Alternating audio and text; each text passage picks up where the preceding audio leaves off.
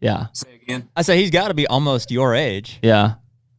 You guys are pretty close. I'm sure there's a lot of people my age who are all tied in. I'm sure Craig's life is simpler without social media than mine. with it. As is mine.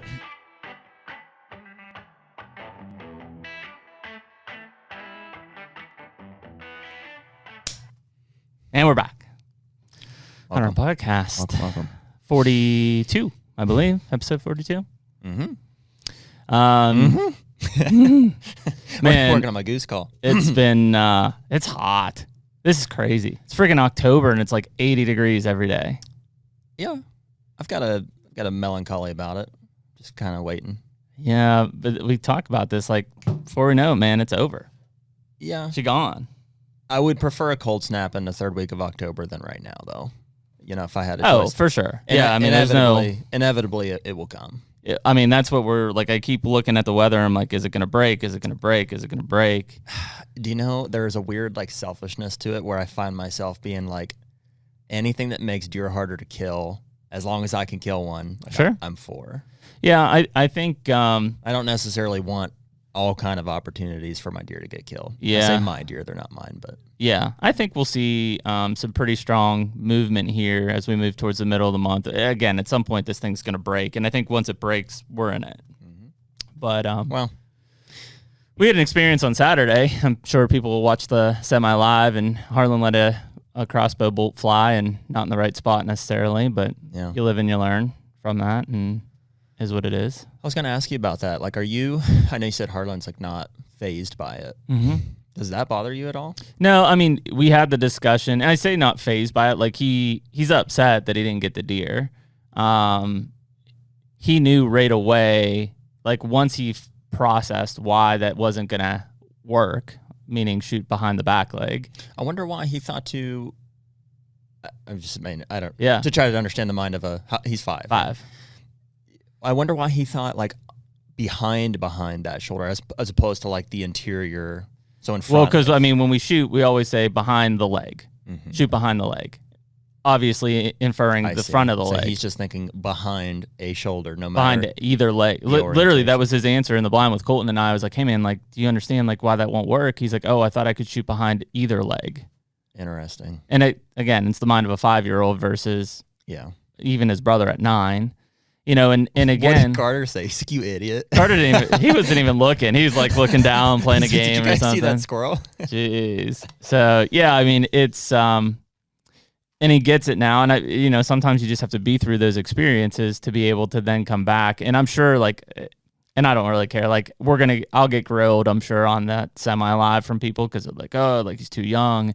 Like, listen, the kid made a 12 ring at last year on a doe. Like, he shoots perfectly fine in practice.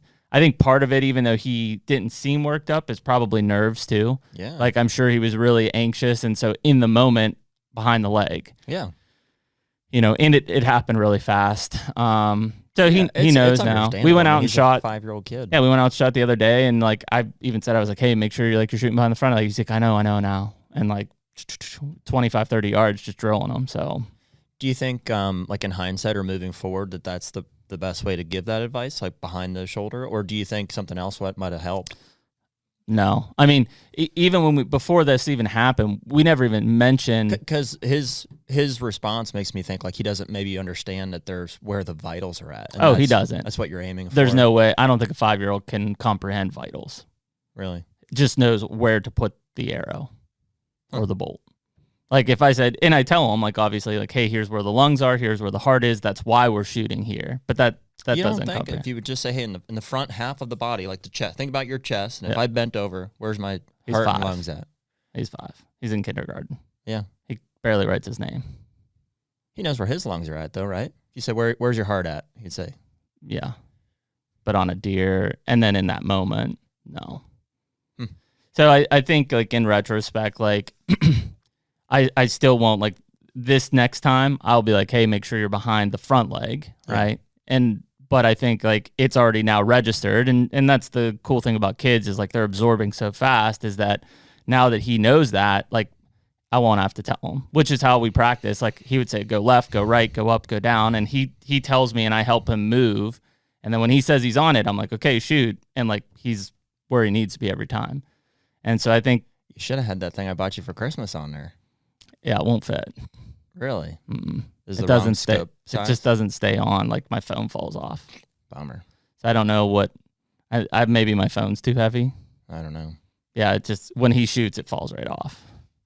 So, but yeah, I mean, lesson learned, and yeah, I was really excited because like when he told me he was on it again by experience, he makes a great shot. Was that, I mean, I know you guys didn't really care what deer you shot, but that wasn't one of the ones that you were looking for, right? No, frankly, it wasn't the deer I thought would show up. It was just probably a 1 or 2 year old, right?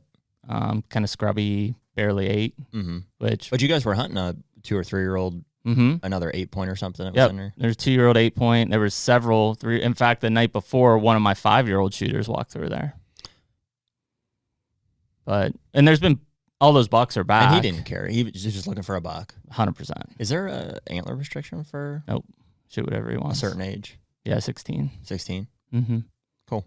Yeah. So, yeah, lesson learned. Well, that's what I told you, dude, when we were talking about it. I was like, man, it took me, I probably shot at 3 or 4 different bucks. Oh, I did too. And hit some of them, made back. I can remember the very first buck I ever shot at was, it was a disaster, basically. Because I was by myself and I was 12. I was 12 my first hunt, and it was too dark, and I just probably couldn't see my pin as good as I thought I could. And I did draw some blood. I mean, I shot this buck. In hindsight, I think it was decent. It was a 3-year-old or whatever. It was a deer we had seen before, and it was raining, and we blood trailed for 5-6 hours. I was like, okay, never do that again. Yeah. And I mean, I found some hair. In fact, I didn't even find any blood. Like it looked like pure muscle. Yeah, I'm sure it and drew watching blood. the shot back, yeah. I mean, I think you did the right thing looking for some blood, but it was just a flesh wound. Yeah, we walked clear down 150, 200 yards and walked in circles, and like there was nothing. So, yeah. So, I mean, the nice part about short-term memory for him is like we'll get back out, and he'll remember that shot placement, but like he doesn't get as worked up of like, oh, I didn't get it. In the moment he was, you can see his reaction on the camera, like he was upset. But it phased out pretty quick. So we'll see. But we got another guest this week on the podcast, Dr. Craig Harper from University of Tennessee, Knoxville. Craig and I have known each other for a long time. He's probably one of the foremost experts in habitat and food plots and anything habitat related to wildlife, but deer, turkey, quail especially. Craig's a big part of what was QDMA and now is NDA. He was just telling us how he was at like a town hall meeting, so he's held in high regard across the country, even though he's a Tennessee guy. For really his research around habitat and how to improve that habitat to frankly have better hunting success and better wildlife populations. And as you'll see from Craig's wall here in a second, like he himself is is a big hunter. And I think that when you put those two pieces together, of a guy who has that knowledge around habitat and food plots, and he actually uses that habitat and food plot knowledge to hunt, makes for a good discussion, but obviously a really strong professional platform. And am I right about having seen him on like whitetail properties? He's 100%. Kind of the habitat. He's the habitat and food plot guy. Cool. Yep. For across the country, and like Craig will say, he doesn't really have opinions. He just tells you how it is based on the research and data that he's seen. And that'll be a good piece of this. So I'll bring Craig in. There he is. How you doing, sir? Hey, good. How are y'all? Doing good, man. We were just kind of leading into everyone. It's obviously, being in the wildlife education profession for a while, I won't say that it's a dying breed, but it's not like it used to be in terms of, let's say, the number of hook and bullet students that kind of come through your schools anymore. But obviously looking at your background, you're on the education side, but obviously you're applying it for yourself in the field too, as a hunter. I try to hunt as much as I can.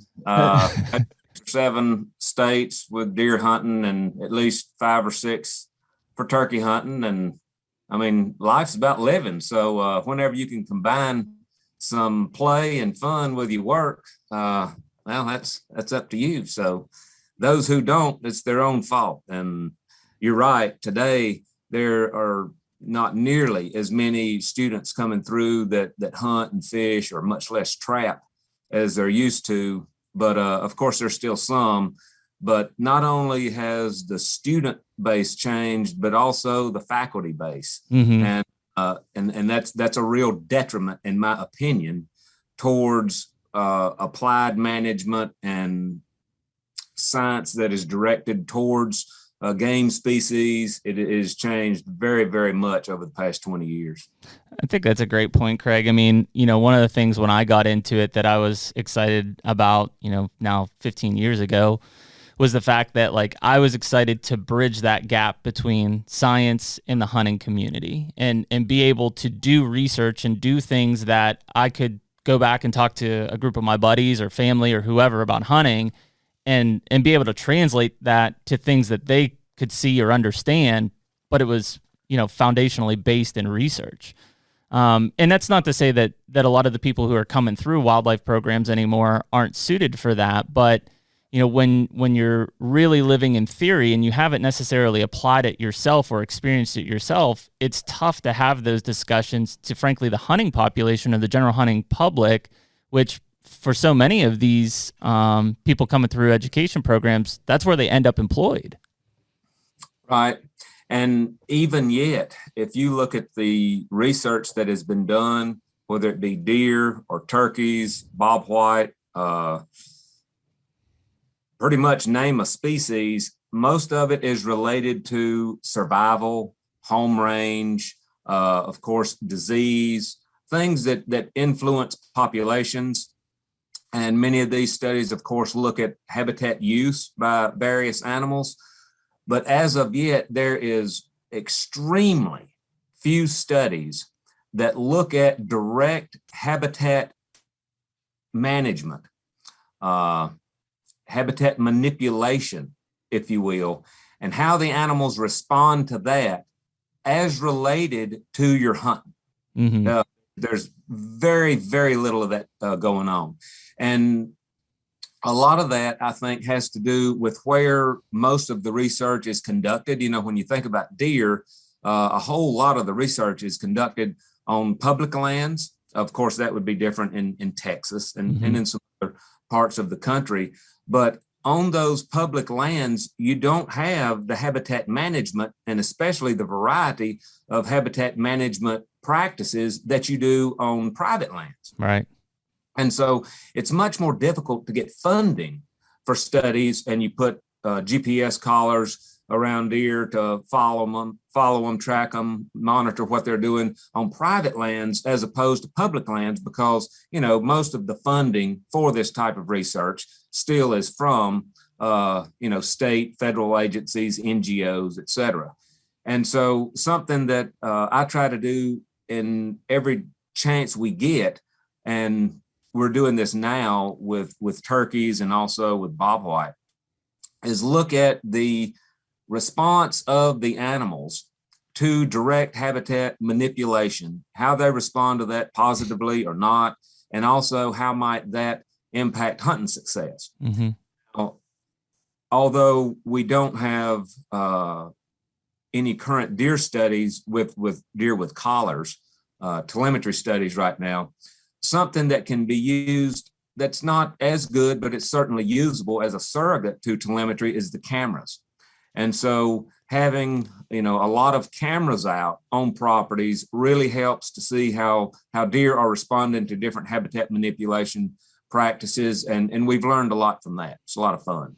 Then obviously much, much, much cheaper than right studies. I have to imagine that, like, and again, this isn't putting them at a handicap necessarily, but if you haven't been in the woods and you haven't hunted, or you just haven't had that lifestyle growing up, you walk into a research position like that, and I knew kids like this when I was in Mississippi State for grad school. And it's not a bad thing, don't get me wrong, but they very much lived in the numbers, and there were things happening in what they were seeing that I thought was extremely valuable, but frankly, they just didn't pay attention to. And I think part of it was because they didn't know what they were looking at. So you mentioned like trail cameras and stuff. Like if I'm looking at deer pictures and I'm looking at behavior, whether it's like, hey, that fawn looks like it's a lot younger than it should be at this time of year. Seen it, even here on this podcast. We've got some of those guys that are real wrapped up in the numbers and the science, but they don't have a hunting mind on them. Yeah. And it becomes problematic. And I think, frankly, that's probably why, listen, there's no secret. There's tension between, the hunting public and most state agencies. And I think that it's always existed, but I think that as some of these people maybe who can't relate to the hunting public come into quote unquote power or position, it's just going to get, larger. It's going to be a larger gap for us to try to close. And there are a lot of data collected that are not used as extensively as the data could be. And you have all this information there, and you just literally have to let your imagination run wild and think outside the box. And that's not necessarily easy to do, but my past graduate students, Marcus Lashley, who now is at the University of Florida, he always did a great job of that. We'd be collecting all this information, and Marcus, he would, routinely come up with some different angle to look at things. And, that's always fun. But and also graduate students, they're up to here if things are going the way they should be going. And the funding is only for 2, 4, at the most 5 years for a given student. And, you hope you have longer term projects with continuing students continuing on a particular project, but a given individual student oftentimes is somewhat narrowly focused on a particular topic and doesn't have the time often to explore all of the things that they could with a particular data set, but the better ones do. But nonetheless, all that being said, that still oftentimes is directed towards the biology, physiology, some basic question as opposed to applied questions. And, I'm a manager at heart. I'm anything but the typical professor. And so I always said I educated myself out of the job I wanted, finally ended up with a PhD. I thought, what am I doing with this? I'm not a professor. But, when I got this job at the University of Tennessee, and Tennessee's been very, very good to me, I thought, I can't be a manager professionally, with regard to that's going to be my job now. But what I can do, I can try to teach and help provide the best managers that I possibly can. Those that I think this is what you ought to be doing and learning and know when you apply for, a manager position. And that's what I've really tried to do. And so all of the research that I and my graduate students do, every bit of it is applied in nature such that a wildlife manager can use it immediately. Right. I've often said, there's value in knowing how many hairs per square inch there is on a deer's back, but that's kind of whoop-de-doo information to me. I want to know, how can I literally manage land to improve the deer population, the deer health, weights by sex and age class, antlers, et cetera, and then ultimately the huntability. So we spend a lot of time, it might not be the core project, but for example, most people, when you visit their property, they want to know, what should I plant here? And how I manage this field, what mixture what should I spray, blah, blah, blah. Those are all just recipes. Who thinks about where are the deer laying on my property right now? Where are they? So that's what I'm really interested in, at least as much as where are the deer going. We know where the deer are going, but where are they now? And if you don't know that, you should. And what you can do is not just know where it is, but you can influence where they are. And so by creating areas that, what I like to say, hold deer, I think is at least as, if not more important towards your hunting, as making areas attractive, whether it be food sources or whatever that they're going to. So there's all kinds of things going on that you can get into. And as I mentioned, cameras really help to learn a lot about that. You don't have to have transmitters. Mm-hmm. I think that's the literal application, or trying to understand where the deer are literally laying right now, is all of that terminology is tied up in a conversation that Jeremy and I really like, of like, I think there's, man, and I would bet that it's 80+% of deer hunters just think about, on such general terms, like, man, I'd like to see a big buck. I'd like to see, movement happening in this direction. And there's a real gap between that type of a mindset and, literally the deer are doing this, and I'd like to see them come in and act in this certain way on a specific animal. Mm-hmm. I think that's something that I picked up on from, Ben Rising was the one that I think was an influence on me kind of changing my mindset in that.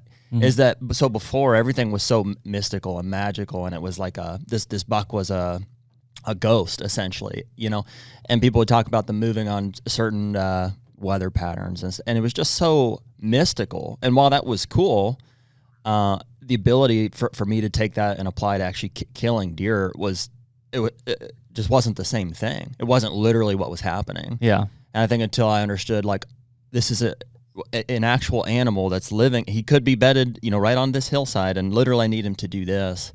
Until I started to like think in that literal application, and how to have that affect my hunting, I wasn't being very effective. Yeah, I think, to Craig's point there too, like that's kind of the disconnect that I worry about. And again, it's not. I've been in the discussions for a long time because I'm such a passionate hook and bullet guy and went through the wildlife program and into my master's. Like, I worry about, not that these people can't conduct research and they can't run numbers and they can't write great, research publications, but I worry about them being able to translate that to an application. Well, so here's the question that I had for you, Craig, is when you talk about habitat manipulation and lack of studies on those, is that primarily tied to, as far as whitetail deer, food cover and water, like the three factors that, everybody would claim would be the things that you can have an effect on? Sure. Yeah. And most of the time, the habitat management practices are directed towards food, mm-hmm. not necessarily towards cover that is going to hold them in a particular area on the property. And water, of course, is something else that oftentimes is overlooked. And on many properties, there's plenty of water present and distributed appropriately on the property, especially where there are creeks and rivers and obviously numerous ponds or whatever. But there are properties where water can be a limiting factor also. I think that let me make Sure. one other point here, or say something to your point, Jeremy. It's one thing to have professors at universities in wildlife programs who are doing work, let's say, for example, with deer or turkeys, and they may not be answering or looking at some of the questions that you would hope they would look at. Mm-hmm. That's one issue, but that's not, in my opinion, the biggest issue. The biggest issue is that the number of professors looking at deer or turkeys at all, regardless of the questions they're trying to answer, is going down. Which is mind-blowing. That is a problem. Yeah. More and more and more are into conservation biology, non-game, and not to say that, looking Sure. at songbirds and bats and all kinds of things is not important. It certainly is. But the mindset by and large is that, all this game research is not as important as these other things. And those professors that look at game species are fewer today than ever before. That's crazy. And I think it's only getting worse. Why do you think that, though? Because again, if we look at the funding sources, obviously federal funds, Pittman Robertson, like there's a ton of money coming through there. Obviously, if you look at from a state agency perspective and licensing, is it because some of these states are just frankly strapped for cash, and that they're not able to fund some of those, or no, just personnel? It's the universities. It's not the state agencies. That's crazy. Many of the state agencies are, yearning for someone to do game related research, and it's just not happening. I'm not saying it's not that it's not. It is happening, but it is not happening at the level that it once was. Huh. There are obviously key professors throughout the country, and of course we could name names easily throughout the eastern United States of the programs that we're most familiar with, and there's some outstanding wildlife professors who are conducting research on deer and, let's just say, deer and turkeys right now. But the numbers of those today, you could count on a couple of hands versus 20 to 30 years ago. There were more, and they're dwindling down. And what's sad is when those folks retire, they are not replacing them with same interest. That's the issue. That's the issue. I mean, again, two-pronged question, I guess. But I mean, one, do you kind of see the future of this leaning private for research? I mean, I hate to put you on the spot for that, but I mean, if we're not replacing people in the university correctly, somebody has to do the research. Somebody has to. I don't think so. I don't see. Now there of course is some private research going on. Yeah. And there are foundations that provide a lot of money, and some of that may go to private individuals, but the lion's share goes to universities. I doubt that would be the case. I don't think that, research on game species is going to stop. Right. I'm just saying it's not as much as it used to be. And what that means is, for someone like us here in our conversation, it's less likely to see research specifically go to, for example, habitat manipulation that influences hunting. That's like way over here, and most of the research now is way over here. So that's a huge departure from where most faculty are. So my panic button, right, based on that statement right there, Craig, is the fact that, and again, won't name names, but there's a lot of false information coming through the hunting community via, let's say, influencers, right? But seriously, so if research for habitat manipulation affecting your hunting goes away, these guys become the sole source of information for our hunting community, right? Well, a case in point. How many times have you seen an article or advertisement that you should fertilize your oaks for more and sweeter acres? I mean, it was in nearly every magazine, 20 years ago. Well, where did that come from? Well, I can tell you where it come from. It came from companies that sold the fertilizer. And that was being promoted through that, as well as through hunters, outdoor writers, etc. And you see that printed and you figure, oh, well, that works. Yeah, it's true. I try not to be gullible, but I take things a lot of times on face value. And so who's going to fund work for you to look at acorn production with fertilized and unfertilized trees? Yeah. How are you going to find funding to do that? Right. Somebody might think, well, what funding do you need? Well, who's going to go do it? Yeah.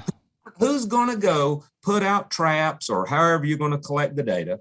Who's going to collect the acorns on a regular basis before they're eaten by rodents or whatever? Who's going to weigh them? Who's going to split them open and crush them? Who's going to send them to the lab? Who's going to do all this? Who's going to drive to the site? Who's going to pay for the fuel and the vehicle to go do all of this stuff? I mean, it takes money to implement this research, and there's like the most simplest experiment or project that you come up with. And so, to get to your point, a lot of these questions are just things that somebody has an idea of, and it's thrown out there. Well, I didn't have a grant to look at acorn production and the effect of fertilization. We just had to do it on the side. Right. And so if I had technicians that were on a particular area working on a project that was already funded, we'd do this on the side to get these data collected. They're already there because they're collecting data on something else. Yep. So this I've had this whole assemblage of side projects over the years, and so many of them were conducted simply to answer things that are being repeated over and over and over that there's no research whatsoever to substantiate. Yeah. Yeah. I assume that applies to like the moon conversation that we had earlier. So how does the process work? So at some point somebody says, hey, I think that the moon is influencing deer movement. Somebody at some point has to apply for some kind of funding to test that theory, or it doesn't. And so most often that would be with a state wildlife agency. Mm-hmm. And you would write a proposal saying, hey, here's a question that we're interested in, and here's why it's important. Here, you got to, obviously provide some justification for why it is worthy for that state agency or NGO or whoever to provide money to support the research. And if you get them to buy in, agree that this is worth spending the money on, then, obviously they provide the funding to the university, and then the professor who is leading this then announces and hires a graduate student, perhaps technicians, et cetera. And, you've got to buy all of the equipment that is necessary. So, it can get very expensive quickly, and particularly when you're talking about telemetry studies. Yep.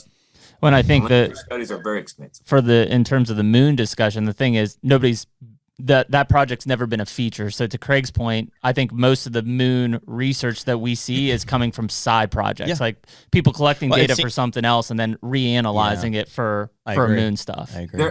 There have been some done. They're looking at deer movements. Correct. Yeah, like you say, you pile the moon phase on as a variable that might be influencing deer movements, and it could be any number of things. I mean, especially once you have collars on deer, I mean, you can look at all kinds of things. Right. Do you think Craig could help us out with that specific study we were talking about finding in regards to deer movement?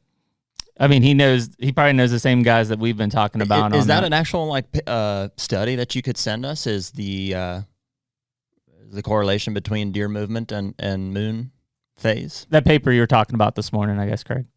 Oh yeah, there's several. Mm-hmm. There you go. I'd like to get our hands. Yeah, on I mean, those.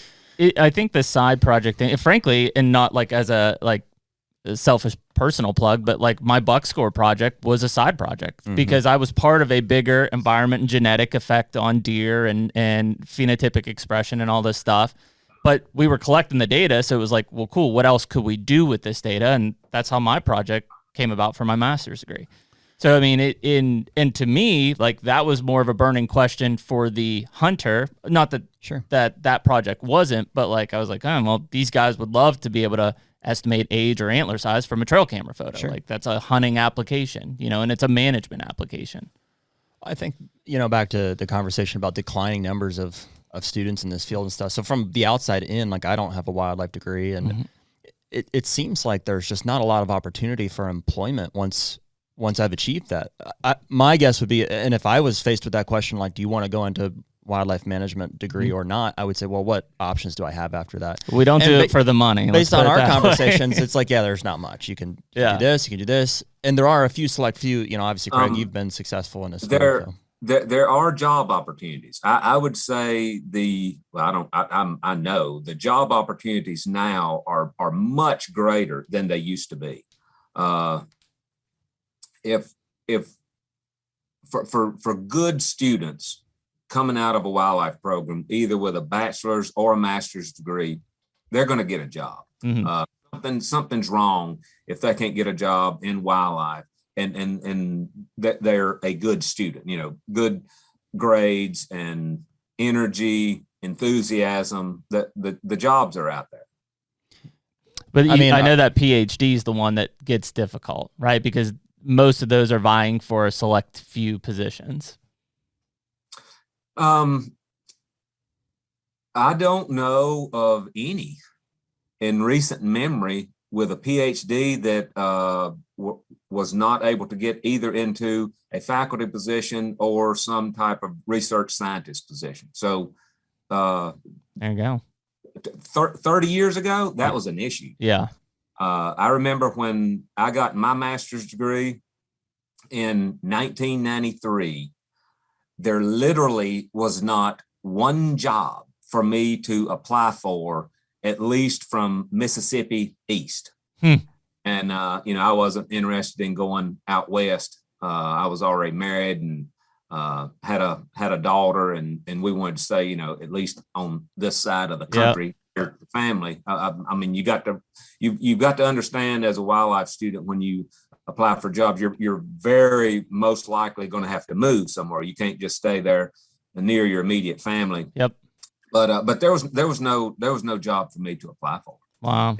And I had a couple of offers for a PhD project, and so I took one of those. Went to Clemson, worked on a wild turkey project, and had just a great experience there. It was a really, really good time for me and my family, and God is good, and you got to follow where He leads you. Yeah, I think that's probably the big thing. To your point, Jared, is that it also becomes like, what do you want to do? Like, I'll say that I was a stubborn student in that, like, I just wanted to work with deer. Like, that's just what my passion was. So obviously, when I come out, my options are, if I want to just work with deer, they're going to be limited, right? Because this is what I want to do. Now, if I'm open to doing multiple species or other wildlife management or habitat or whatever, then my job opportunities are probably much greater. And you just got to figure out where your passion is and what you want to drive to. And that's probably the strongest thing on a wildlife side, is like, if you're going into a bachelor's or master's degree and you think that you're going to make bank when you come out, it's probably not the case. You're doing it because you love it. It's a passion for you. So that's the way I look at it. Yeah, I mean, it's in terms of just like a black and white discussion of looking at like, well, if I'm going to go for a master's degree. So how many years were you in school? You did 7. 4 years and then 3. Mm-hmm. And what would be essentially a salary cap that you could look at in that kind 40s. of position. And so, like, if I spent the same amount of time in pharmacy or something other field, make a lot more money. You make a lot more money. Mm-hmm. So you do it from your particularly in the medical field. Yeah, but the salaries in wildlife have gone up. Right now, for most entry level biologists, it's 40s to 50s, but you don't have to be there long and get up the ladder a little bit. Well, that's substantially better than if you're saying peak with a master's was at 1.40. Well, when you came out with your master's, sure, your entry was into the 40s. In fact, I think when Emily came out, it may have been in the 30s at that point. But to Craig's point, it has come out. And again, you get what you pay for too, right? I mean, I think there was a lot of, at least, and this is 15 years ago, Craig, but like, I think there was a lot of students coming out who looked at, well, if I come out now with a master's, I could get into maybe these positions and make 40s, or do I go for my PhD and just try to keep climbing up that ladder and maybe eventually get a faculty position, which obviously pays better. Sure. So, but you also, I won't say that you out-educate yourself, but to Craig's point, like if you want to be hands-on in the field doing applied management, you end up in a faculty position, chance you're not going to do that anymore. Yeah. No. Yeah. So, I mean, that's you can get out and do that as much as you would like, but the more of that you do, the less time you're spending doing things that are necessary in order for you to get tenure. Correct. And so, you literally are voted on by the faculty as an assistant professor every year. And if in your first 5 years or so, lights just went out. If in the first 5 years, you literally can be voted out. Mm-hmm. So you've got to be highly productive to keep up with what you need to do and produce. And so it's a stressful situation. And so by year 7, you've got to go up for tenure, and that's when the ultimate vote is. And you don't have a whole lot of time to just be in the field doing things that, some of us would like to do. But sure. in my position, of course, my appointment is extension. And so I'm in the field a lot. Mm-hmm. I'm in the with a lot of biologists, managers, landowners, of course, extension agents, et cetera. And so that's very good for me. I very much enjoy that. If I had to be in the office all the time, I used to teach our habitat management class, but I haven't in I don't know, 11 years or so, because we hired additional faculty and they took that over. But it's very difficult to do extension work where you have to do so much traveling and be in the class every Monday, Wednesday, Friday, or every Tuesday, Thursday. That does not mix well at all. And so what I do, I very much enjoy because of the travel and meeting people and the hands-on work that's available. Well, I think, let's use that as kind of a transition point to talking about some of the habitat, I guess questions that kind of arise. You brought up Marcus Lashley earlier, who I know Marcus pretty well, and Bronson actually brought one to our attention where, you talk about this applied management. Marcus had been doing some, I think he was calling them like bow range burns, right? He was basically burning within bow range around tree stands, and like the amount of response that he was seeing was incredible. And there's a great, I'm sure that wasn't like the dedicated project necessarily, but it was just part of something larger he was working on. But you think of that from an application, Jared and I have talked about burns a lot, and frankly, people are just afraid of fire, right? They don't feel comfortable with it. They don't want to do it. I don't mean to like deviate from this. I'm not sure what the right point to interject this is, but I think it would be really cool to see a study done to, like, in states where baiting is legal, like how that is affecting deer movement. Also, how like hunter intrusion, not just in terms of walking to the stand, but literally, stands being in certain locations, certainly cameras being in certain locations, me putting scrapes in front of cameras, beyond food, cover, and water that I'm manipulating over the course of an off season to ultimately try to improve the number of deer and the way the huntability of my property. How are these things that a majority of hunters are doing throughout the course of the season, corn piles, mock scrapes, trail cameras, tree stands, affecting You'd be surprised at the amount of research that's probably been done on that, and just you never heard about it. There is quite a bit, especially with regard to the influence of bait, and also some studies that have looked at deer movements and their core areas of use before and during and after the hunting season, looking at how hunting pressure influences their movement and habitat use, time of day that they're moving. There's a lot of that has been done. Dr. Carl Miller in Georgia did research on scrape use and activity. So where do those get like marketed? What's the best way for just a guy like me to find those? They die at the university level. No, I mean, but kind of seriously though, Craig, I mean, it is research with like defined statistics behind them, and I know you do a ton of outreach into the popular article world and stuff, but not everybody does. And so that information is available in the scientific literature. And then a lot of that is available through either literature that the state agencies put out or extension specialists put out. There are some teaching research faculty members who will write popular articles and put that out. But it's there, but sometimes it can be difficult to find. That's the gap. The regular hunter, it can be difficult to find sometimes. If you don't know where to look. That's the gap, unfortunately. And until you have people who really want to apply it. Yeah, you start talking about like scientific literature. It's like, that's why I've never seen it. Yeah, but it's very relevant. Like, so when you bring up the baiting one, and Craig, I don't remember exactly who did it, but I think it was in like maybe the Piedmont of South Carolina that they were looking at the research and the activity when baiting was in play versus when it's not. And essentially it pushed most of the deer activity nocturnal. Right, just because they knew it was going to be there. They were like they didn't have to work to find food. They just went up and there it was, and they came back. Interesting. But again, and that may end up in some form or some kind of a paraphrase quote in a popular article, but most of the time it stops at that scientific article level. So do you guys in Tennessee? I would say that has improved a lot with social media and obviously podcast, the YouTube videos, all kind. The communication today is light years beyond what it was, 10 or 20 years ago. And so, if you look back into the 80s and 90s, it was really, really difficult for just a regular guy out there who likes to deer hunt to get their hands on information from deer research. But now it's flowing out, I think, quite well. A lot of it is misinterpreted.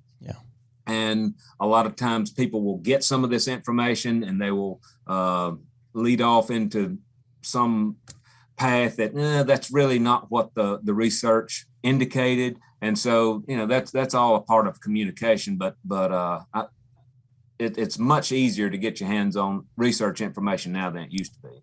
Can we use that as a trend into the Brassica Project, Craig? Because I feel like that's one where you and I've talked, and it seemed so much of a aha moment for me, but you're just kind of no, we just did this. It wasn't. I won't say it wasn't a big deal. It's critical information. What I think happened is it just finally trickled itself down to the hunting community.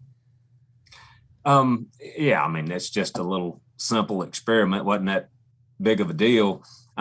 Seems like a big deal to us. So what happened? How many times have you heard, deer eat brassicas after frost because after it frosts, the starch is turned to sugar.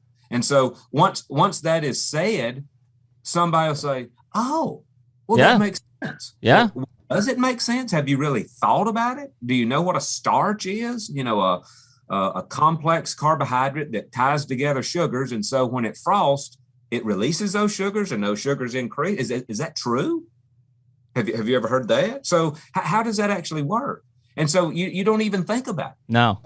All you think about is, oh, okay, I won't bother to hunt my brassicas until after it frosts. Yes. Well, that's kind of ridiculous.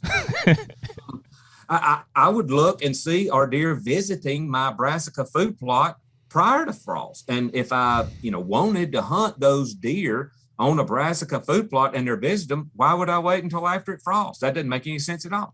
So, you've heard this for many years. Yeah. I know where it came from. And so I've always thought, yeah, right. And it just one of those things. We were planting brassicas, and this was last year. And I was talking to Mark Turner, one of my current graduate students, and I said, this would be a great time for us to just look at this, send the plant material off right now, before it frosts, and then we'll do the same, in late November or December, whenever.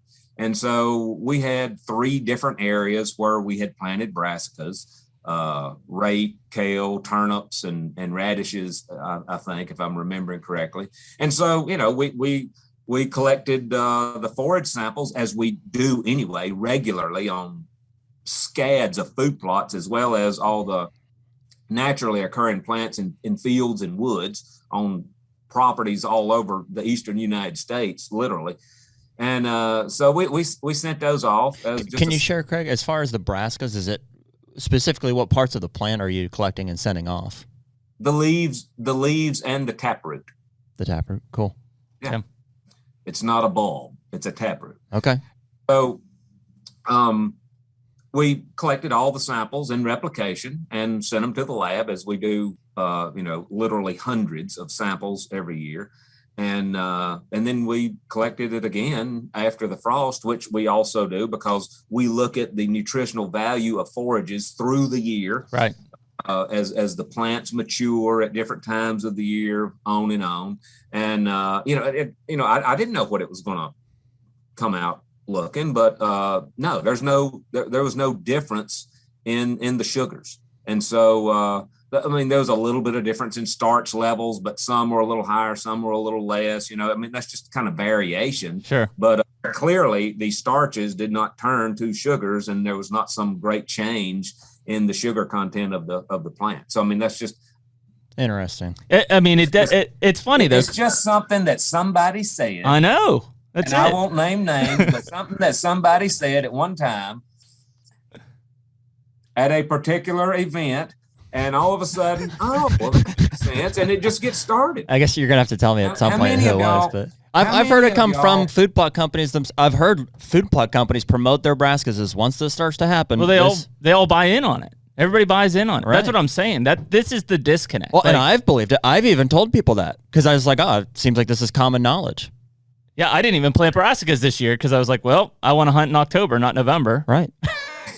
Well, and I do have to imagine there is some validity. Believe me, with enough deer, I have planted brassicas in April and May, and I can show you pictures of exclusion cages in June and July where the brassicas are thick in the exclusion cages and there is nothing but dirt out beyond them. So according to how many deer there are and the food availability, they will eat brassicas, they will eat privet, they will eat tall fescue, they will eat whatever they have to if they don't have anything else available. Yeah. That's the key. Yeah. And so know why deer tend to eat brassicas more later in the year than earlier in the year. Our observations, whether it be with our eyes or cameras, indicate that in general there's an increase in deer use of brassica plots later on.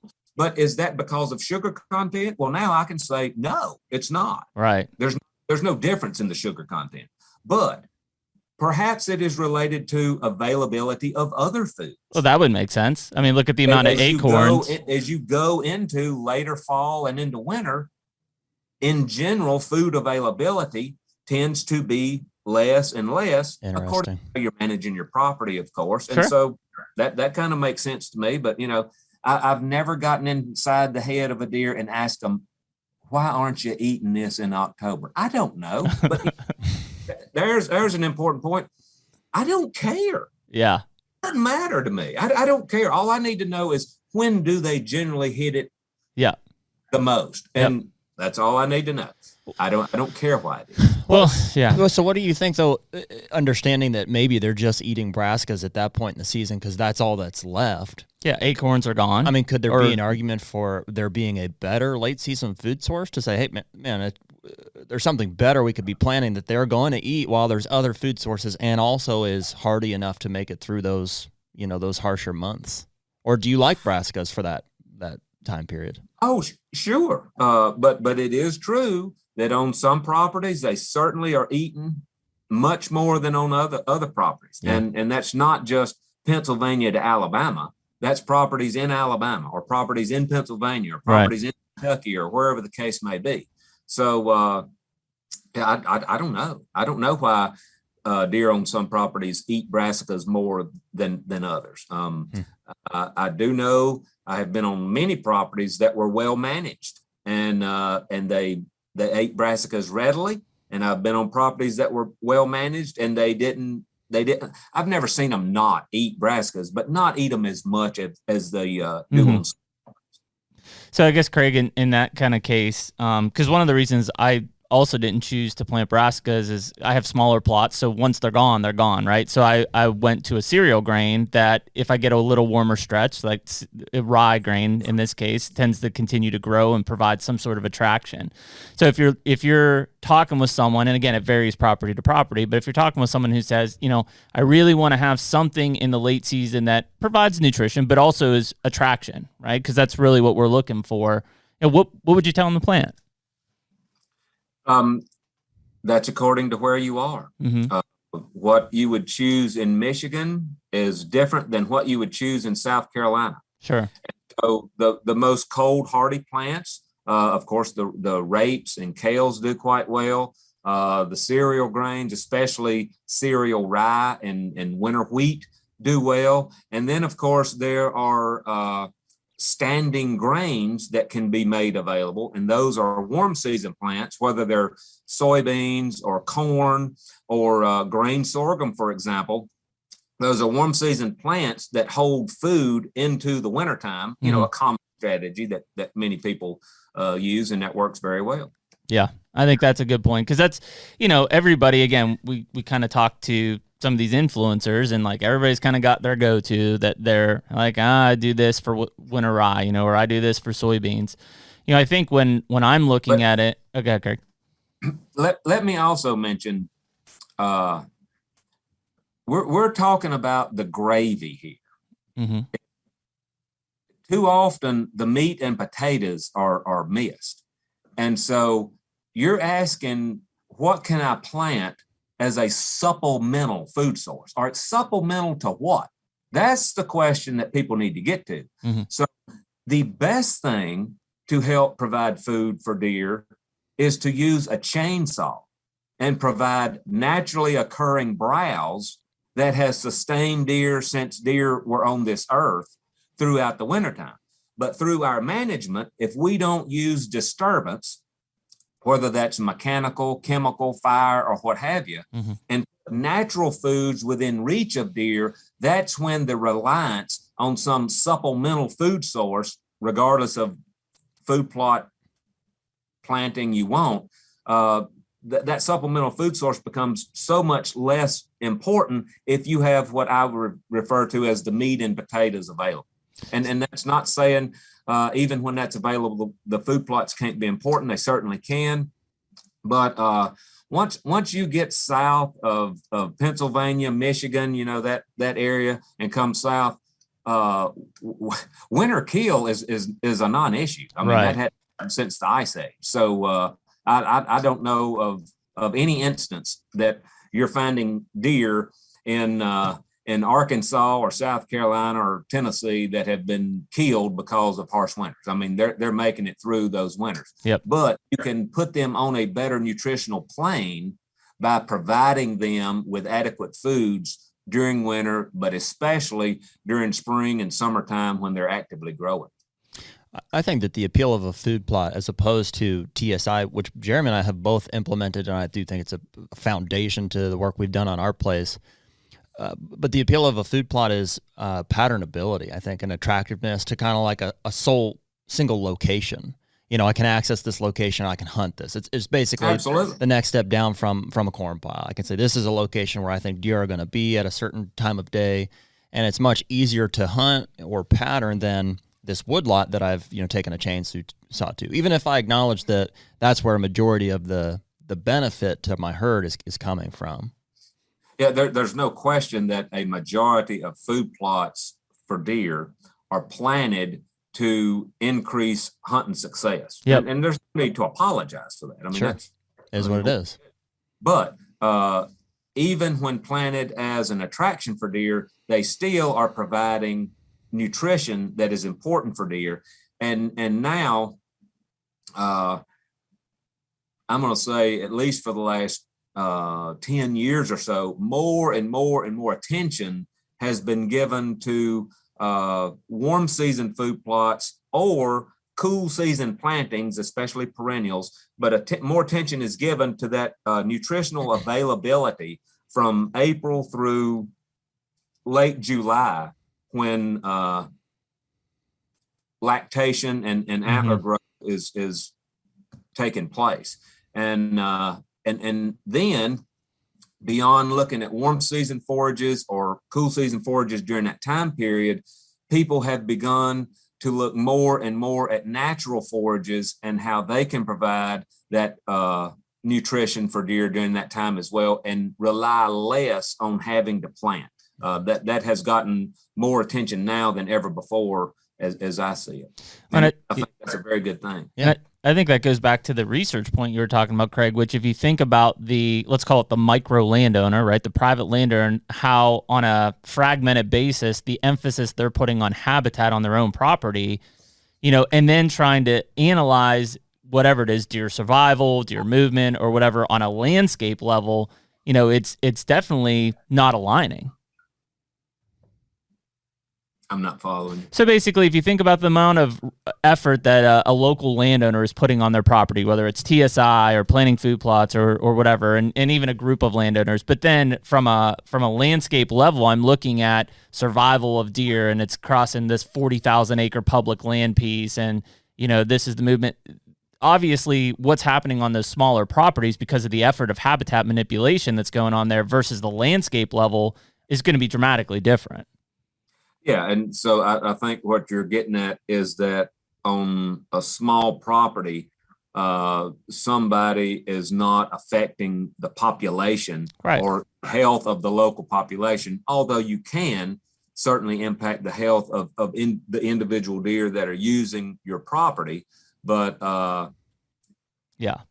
don't expect great changes in antler sizes per age class, and those does that might be using your property, you could expect them to have greater fat levels, for example, depending on what you have available on your property. They're not necessarily roaming as much during different times of the year. And of course, on a small property, you're seeing bucks come through that that were not on your property during the growing season when they're accumulating when they're growing. So yeah, I mean, I certainly I agree with you. That's clear. But So I don't think that's a reason not to manage small properties. well, yeah, I think that's a good, and that's where I guess I was trying to go with that, Craig, is that if you talk to somebody like a Jeff Sturgis, Jeff doesn't really do a whole lot of habitat things in the summer. Frankly, he looks at trying to affect the deer herd in the fall and late fall, early winter, like the hunting season. That's when he thinks he's affecting those herds the most. Craig, are you very familiar with Jeff Sturgis and his work or the info that he puts out like on his YouTube channel? I know you're going to call me a dinosaur, but I am not one that follows social media. I don't have any of that. So I know he's got to be almost your age, right? Maybe not quite. Jeff? Yeah. Sturgis? Yeah. Say again? I say he's got to be almost your age. Yeah. You guys are pretty close. I'm sure there's a lot of people my age who are all tied into. I'm sure Craig's life is simpler without social media than with it. As is mine. Well, so to answer your question, no, I am aware of who Jeff Sturgis is, but I don't know exactly what he does or his philosophy or what he promotes or whatever. I don't. So one of his strategies, basically, and I'm not saying that he doesn't do anything. And what you were referencing before is what Jeremy was saying is Jeff's like term that he's kind of coined is herd influencer, and he builds a lot of his like management strategies around that term, which basically encompasses the idea that the biggest impact or influence that he's going to have on a deer herd in a given year is during the months of September to December. Is that right? January, yeah. To January. And so he bases like 85 to 90% of his like prescription in terms of, what types of habitat work should he be doing? What types of food plots should you be planning around those months and those months alone? He would say, if you have deer there in June or July, it bears no relevance on what you should, be doing, basically. Which kind of goes against the whole, I'm a big perennial guy, and it's just kind of my style based on where I'm at and my habitat directly in the face of people who would say, well, you need to supply something for your deer herd year round. Jeff would black and white just disagree. I don't know, but it sounds like that approach or strategy is targeting the hunting season, the huntability, and your hunting success more than trying to influence deer weights per sex and age class, 100% per age class, and if that's what someone wants to do, particularly on small properties, I can understand why they would do that, but especially if you have enough property that you can influence their weights, would you not want to have healthier, larger deer? If you can influence their antler sizes by providing them higher quality food during the time that they are growing antlers, wouldn't you want to do that? The simple fact is the winter foods such as acorns and corn have never put an inch on a deer's head. Not only are they not available during the time when deer are growing antlers, but also the nutrient levels in those, particularly the protein, does not even approach what a buck would need for maximum antler growth. Acorns and corn is just fine. They're great winter foods for energy and putting on fat during that time period. But I have seen over and over and over and have data where once landowners provide increased and better nutrition during the antler growing period, they kill bucks with larger antlers, and they watch them grow up from 2-year-olds, 3-year-olds, 4-year-olds, 5-year-olds, and see on average then an increase in their size. That's really interesting. Find a lot of enjoyment in that. Yeah, and that's like the classical approach that I had always understand, and Jeff was the first one that questioned it and caused me to question it. So I think, and I don't want to put words in Jeff's mouth. It may not be. It's part of where he's at and the amount of ag around him and things like that. So what I think Jeff would say to that is like in, I don't know, 90% of the whitetails range, there is no shortage of quality food during those antler growing months. He would say why would you worry about planting soybeans when they can just go to the next farm and get exactly that? And then ultimately save that acreage for a fall food plot, cool season food plot, where it's going to influence it during the hunting season. For example, on properties that I've worked in, like South Central Iowa, Northern Missouri, where you're in a landscape that is agriculture. Right. And come November, when those crops are harvested, it's like a moonscape. And what are you looking for? You're looking for the largest woodlot that you can find. Yep. And so what I've told, more than one property owner in that region is you need to concentrate more on cover than food. But the deer have all kinds of food all around you. But look at your property from Google Earth, for example, at 30,000 feet. And all of a sudden, what you're doing as a deer hunter, you're looking for those sources of cover because that's where they're going to be. And so certainly there is context with regard to providing more cover than food on some properties, depending on the landscape they're in. Yeah, I think that's that one that describes my property too. Well, and I think more and more I see, and I'm not saying that they're like everybody has a plethora of food available, but just because of the way things have come with food plots and even TSI, and obviously mast is available in the fall, like it definitely seems like there are more properties I encounter with lack of cover to hold deer than to feed the deer that are on the property. In the case of your property, like you've got so much food, it's insane, but your cover is lacking, and you've done a lot of work. Where is your property? Eastern Central Ohio. Okay. Yeah, and it's primarily at one time it was a pasture ground, and so we own almost 1,000 acres. Probably 300 to 400 of that is wooded, and the remaining is all at this time, or I guess when we first got the property, it was all cool season grasses, just old pasture ground and stuff. And we've converted a lot of that. Fescue and orchard grass and bluegrass. Yeah.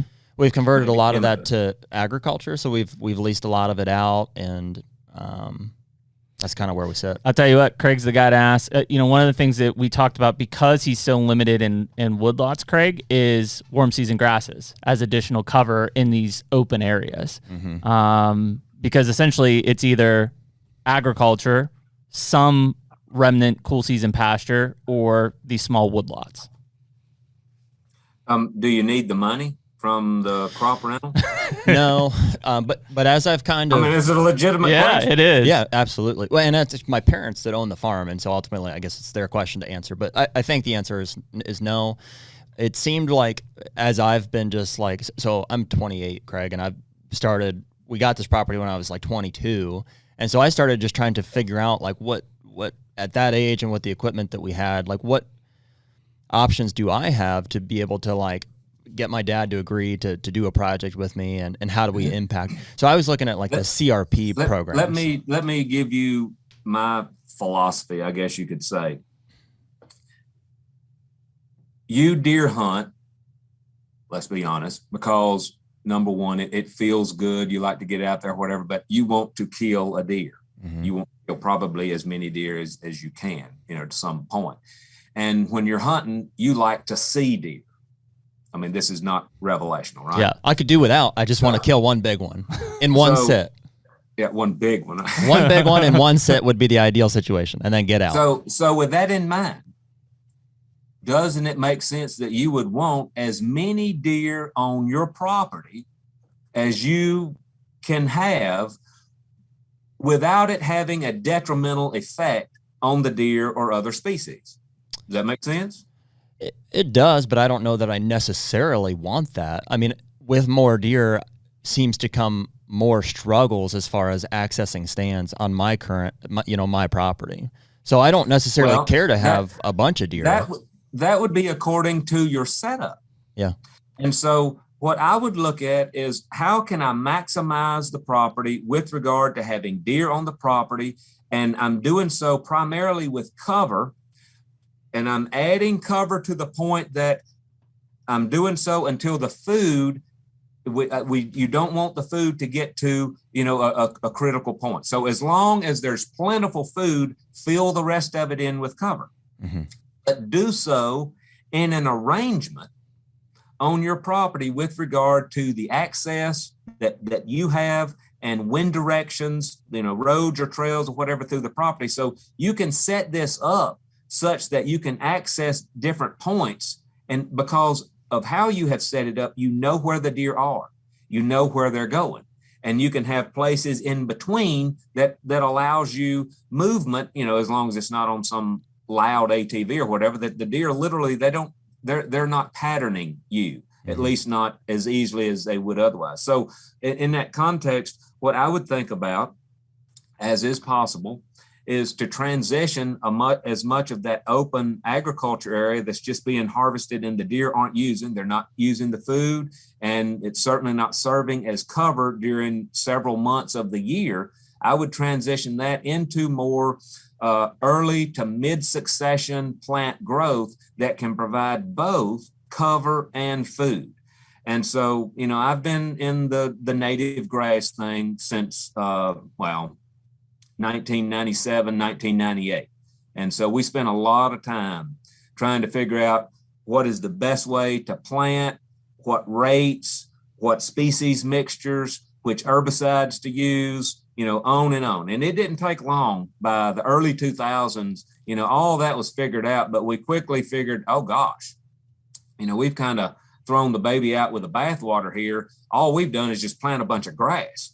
And of course, deer do not eat grass, except for the cool season grains or maybe some cool season perennial grasses in, late winter when they're just coming out. And so deer aren't eating, and y'all know this, switchgrass or big blue, whatever. Big blue stem and Indian grass are as flat as they can be in the wintertime. And so people are planting switchgrass at these heavy rates to provide cover for deer. When what we have seen over and over and over is if you let succession march forward, you're going to have natural growth that includes both forbs as well as some shrubs, as well as some tree seedlings, for example. And then just by using selective spot spraying, you are keeping what you want, you're getting rid of what you don't want. You have the same structure with regard to cover, but the deer have food all in there. So you have greatly increased the nutritional carrying capacity of your property. And at the same time, you have increased the cover value, and you're holding deer in specific places where you want them to be. I'm not saying anybody's a bad person if they plant switchgrass for cover, but the primary use of that is going to be in winter on cold, clear days, and the deer out there laying in the grass, getting direct sunlight. I mean, it's not good fawning cover. It's hot as can be in July in those fields without shade. And, fawns don't want to lay in that. They have thermal requirements as well. So having a bit of shade and small pockets of shrubs or small trees, whether it's sumac or persimmons or, whatever the case may be, plums and whatever growing up out there, that's very, very good. And it increases the usability of those sites during all times of the year, not just during winter. Yeah. So are you basically saying, Craig, let's take Jared's case and where he's got either ag or pasture, just let him go fallow? Well, here. Yes. You are. Well, here. Are we cool with sticking on this for a minute? Yeah, because everything that you're saying is kind of the plan. That's kind of the plan. I'm just taking maybe the long way to get there. So like initially when I was looking at this, it's just really cool season grass, real thatchy stuff. I don't necessarily have the equipment or the funds to like take that straight into an early to mid successional area like you're talking about. Yeah, yes, you do. At $5 per acre, you can spray a generic glyphosate late October, early November, and you will kill every bit of cool season grass. Now comes your patience. Once you do that, you're going to see some cool season weeds come up, whether it's henbit, dead nettle, garlic, blah, blah, blah. And then next summer, you're going to see a bunch of annuals, maybe horseweed, cockleburr, pigweeds, whatever. This looks awful. This is the stupidest thing I've ever heard of, Craig. How can you understand a little bit about plant phenology? The annuals are going to dominate the first year. By the second, and by the way, there's going to be excellent food and some cover out there during that summer as well. And there are going to be fawns in there and the deer are going to be feeding in it. But By the second year, there's going to be a fair amount of perennials becoming established. By the third year, the perennials are going to dominate, and all those other plants largely are going to be gone if you don't do anything with it. And then you let time march on, and all of a sudden there's some shrubs, some brambles, some this and that growing up. And by year 3 to 5, oh my gosh, man, the deer are in here thick as thieves. Mm-hmm. And that then is a turning point as to what you want to do. And you might carve it up a little bit, depending on the size of the field. You might have some areas that you want to let go and have more trees develop for the cover. And this is all a matter of perspective. A lot of people say, my gosh, I'm not letting trees grow up in my field. I'm not one of those guys. Yeah. I mean, there are some sections of fields that would serve your purpose better if it was in thick trees. For sure. Where do deer bed? Yep. They bed in thick areas. And why do people say, oh, you ought to put in a patch clear cut over there?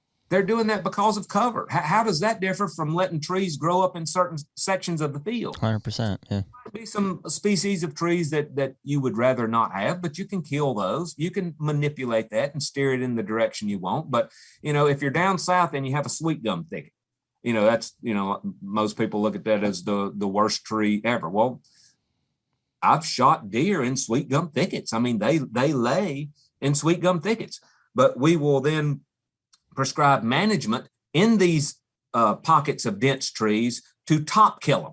And you could do that with arrow herbicide applications, but we use fire. And so once you start getting a ground diameter of about 3 to 4 inches, it's time to burn it. And we burn those in late winter on a clear bluebird day. Don't have to have that hot of a fire to top kill every one of those stems. Now the dead stems are left standing. You still have that cover, and then everything greens up from underneath, and you're just maintaining a thicket without it growing up in trees and then shading everything out. And so by using fire every, 5 or 6 years, we literally are keeping the cover that's holding deer in a particular place. And we decide where we want that to be initially on the map. And that's all part of the setup.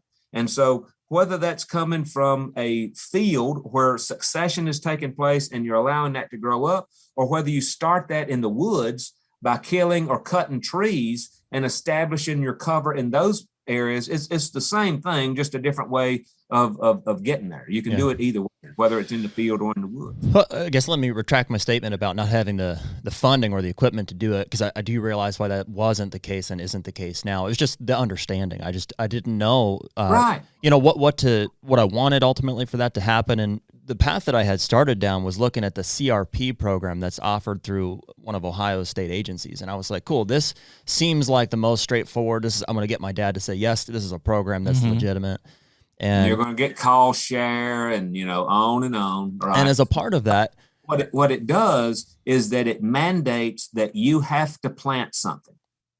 And what you have to plant is not going to achieve necessarily the same benefit as if you didn't have to plant. And then, of course, you're in a government contract, and I'm not saying that that's bad, but certainly that limits your restrictions if you change your mind later on. Well, and even before that, there were requirements for that land or acreage having to have been in agriculture for X number of years. And so I'm looking at these saying, okay, pasture does not qualify. So right. For me, it didn't have to happen overnight. I'm like, man, I've got a lifetime, hopefully, of hunting this property. What's the next logical step to be able to make it into this program? And also get my dad again to say yes to this thing is let's farm it. Let's get crops on here, because 3 to 6 years from now, I will be eligible for this program. It will have been cleared at that point. We'll have fresh ground to work with. And that's kind of where we're at now. So knowing, what you've told us here, and I'm 100% in agreement with every bit of it, and I do want to see it go in that direction. My next step is at some point to pull certain blocks of acreage out of agriculture and put it into some kind of a food cover project that I can do myself without CRP. And so I'm curious, and I know you've kind of gone through these steps, but literally with where I'm at right now, a bunch of this ground is being farmed actively. What would you do in my situation to start taking some of those out of that rotation and moving towards, this direction that we're talking about? All you have to do is stop planting. We just finished a study where we used 18 sites across Tennessee and North Alabama, and they were on tall fescue dominated sites or on retired crop fields. And this was the first year for the retired crop fields that they had not been planted in many, many years. And what we did was we compared planting native grasses and forbs with natural revegetation from the seed bank, not planting anything. And so we followed plant composition over time, as well as the cover associated with that, the vertical cover. And we did so looking at it from a deer point of view, a turkey point of view, a songbird point of view, and compared the food and cover availability and planted native grasses and forbs versus not planted. And we also, on the tall fescue sites, retained controls where we would compare that to where if it was retained in tall fescue. We just published all of that, and I have extension publications that address all of that. But in a nutshell, the deer nutritional carrying capacity was greatest with the seed bank response, because you had a greater variety of forbs, the broadleaf herbaceous plants, that deer strongly select during spring and summer, and some of which also provide food during fall and winter. And the structure that was presented from the seed bank versus planting was identical at every vertical layer up to 6 feet. Wow. And so I can send you any of that. And of course, we have extension material that's available on all of that. But the perception is what keeps people from doing that. That perception of what they deem as weeds, especially during that first year. On some sites, it might be pigweed, and some sites it might be burnweed. It's all kinds of things that people, they're just alarmed at to begin with. Oh gosh, how could I possibly let this grow in my field, when simply, and I don't mean this offensively, but they don't understand the nutritional value of many of these plants, and they don't understand the selectivity of deer to many of these plants. And most of all, they don't understand the plant phenology as to when various plants come in and go out, and the succession of how plant species change on a particular site over time with or without disturbance. So I think that planting is something that sounds like you certainly have ruled out. There doesn't seem like there's any sense in doing that. What about just in disking, like in turning over, exposing the seed? Is there anything you can do other than to stop planting that will assist with the rate or quality at which that stuff comes back? The point is, let's say, for example, if it's been, cropped in beans or corn for several years, you've had soil disturbance, even with no-till. Well, there's certain amount of soil disturbance there. So you can disc it if you want to, but that seed bank is still going to germinate and grow if you don't disc. And so the point is, you're trying to allow the plants to grow up and colonize and produce both food and cover on that site. And so instead of planting what you want, what I have turned to years ago was simply killing what I don't want. Mm-hmm. I think we all generally like that. Yeah. And so literally we go through the field on an ATV or an open cab tractor, depending on the size of the field, of course, in general, once a year.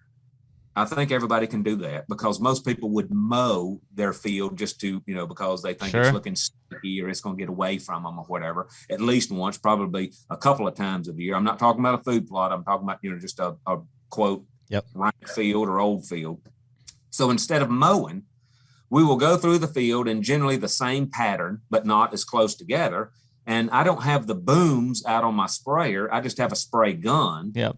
And I literally am just driving along and spot spraying the plants that I don't like. And of course they die. I'm just using glyphosate, broad spectrum herbicide. It's cheap, easy. It kills forbs, it kills grasses, it kills sedges, it kills shrubs or regenerating trees. Whatever I want to kill, I can kill it. And I'm just spot spraying what I don't like. and there's a dead spot or patch. And then after it rains twice, something's germinating and growing there. And if something is germinating and growing that I don't like, what am I going to do next year? Kill it. I'm going to kill it. And if it's something that I like, what am I going to do? I'm going to let it go. Yeah. And so for the while, I'm doing this once a year. And so now I have this heterogeneous structure throughout the field. Some places taller than others. I have annuals coming in, and there's perennials throughout. There may be shrub cover or trees coming in that I like, not ones that I don't like because I've killed them.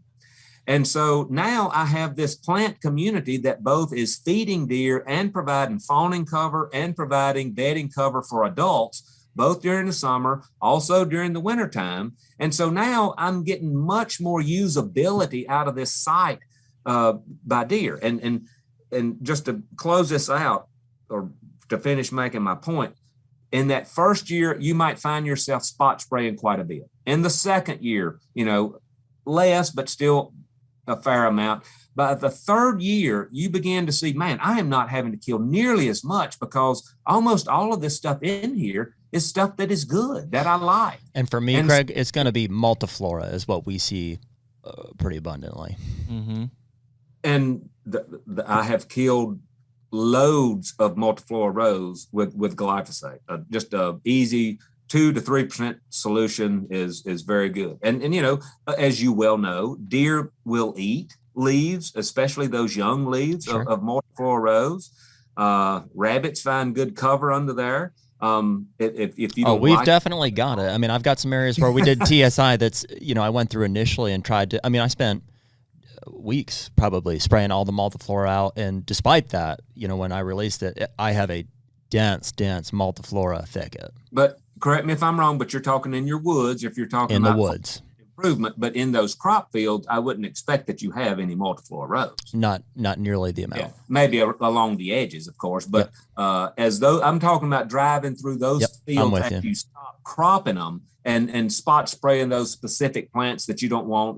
There's all kinds of varieties, whether it's thistles or curly dock or whatever the case may be. Allowing those plants that are providing something for deer to continue to grow and colonize the rest of the field.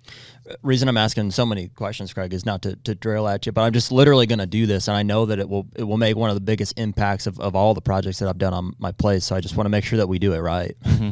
What's the limiting factor on your property? Yeah. The other question I have for you, Craig, is so there's probably, I would have to guess, 400 to 500 acres currently in a farming program.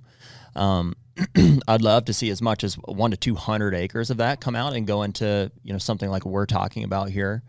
And when I start looking at the acreage and how I want to map that out, should I do that in fewer, bigger chunks of, where we would do this? Or would I want to kind of do selective spots where I think, according to wind and stuff, it's going to be more advantageous to bedding? There is not a right or wrong to this, in my opinion, but I like to set up areas for deer to bed in optimally, somewhere in the 5 to 10 acre, maybe as much as 15 acre range. Of course, deer will bed in a little bitty half acre thick patch of something, but not as many as will bed in a 10 acre patch of thick something. Mm-hmm. And so when you start placing those size areas of thick cover strategically on your property, that's where the deer are going to hold up. That's where they're going to be laying. And so you plan this out on your map to begin with. Okay, where do I want my bedding areas according to access and wind direction? And according to where you're, for example, might have food plots or natural foraging areas. And so you're just setting a mouse trap with regard to your hunting success. And the deer will follow that, especially with regard to the dense cover and the size of those blocks that you implement. And then there's various ways of achieving those thick blocks, whether it's in the woods or in the fields, but placing those in the appropriate place that is strategically successful for you and in the right size is very important. Cool. I think even when you come to a huntability standpoint, obviously you get into let's say a 15, 20, 30 acre block of this old field, especially after several years, it becomes hard to hunt. I mean, you're hunting the peripheral as is, but in terms of the number of places a deer can come in and out of that, it's a lot greater than a 5 or 10 acre in the block. short term, because our property is so, kind of the woods lots are sparsely placed, we have benefited from especially corn plantings in terms of access throughout the month of October. So like when one of our properties is planted in corn, there are certain access, points of it that we can access that we never would have been able to otherwise. Yeah, if it was in beans. And so we've enjoyed it in the short term, but come November or whenever that corn comes off, there's no benefit, food or cover or access. And I realize that as well. Mm-hmm. Yeah, and I think your deer carrying capacity drops to the floor at that point. For sure. And there's great differences in setting up the property for bow hunting versus rifle or gun hunting, and in those areas of early succession. And let's say, for example, the vegetation has grown up 5, 6, 7 feet tall, and that structure is going to remain through fall and winter. And of course, you can't see into that field on the ground because, it's thick as hair on a dog's back. But when you climb up into a tree and you approach that from the correct direction, where you're not, your wind's not blowing into the site where the deer are going to be bedded in that field with that type of structure. And so, just something that's very simple. Here's one very simple strategy that's easily used, is to go on the opposite side of where your stand is going to be, or to the side, and you drive into the field with a tractor, and you can just plant a lane no more than a tractor width wide, but you keep that at least 40 to 50 yards from your stand. So it doesn't begin at your stand. That's where a lot of people mess up, whether it's in, pines and they got this hub and spoke thing going on or whatever, but the spokes go all the way to the stand. And so you can't get in and out without spooking deer that are in the lanes. And so the key is leaving a good 40 to 50 yards of cover between you stand and where the lane starts, and then having that lane go out there, let's say 100 yards, and you plant that in some highly attractive cool season annual. Well, the deer then, when they get up out of their bed in that field, you can see them, by the way, because you're up there elevated, 20 or whatever feet. And they will walk into that lane because they're curious. They want to say, okay, is anybody in here? And they're not going to feed in that lane that long, but they're going to do so long enough for you to check out the deer, decide if it's the one that you want or not, what have you. And you're just setting up mouse traps, and you can do that in the woods as easily as you do in the field. So, that's just one easy example. Another example is to have, when you talked about, you pattern in the deer, where are they going to go? Well, if you have a field of cover as opposed to a field of food, the deer are going to be bedded in the cover.